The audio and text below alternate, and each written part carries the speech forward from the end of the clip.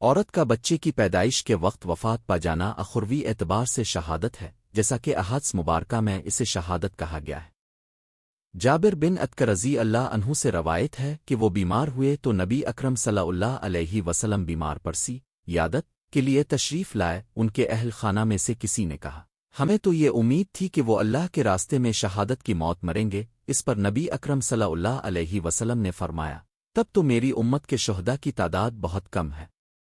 نہیں، ایسی بات نہیں، بلکہ اللہ کے راستے میں قتل ہونا شہادت ہے۔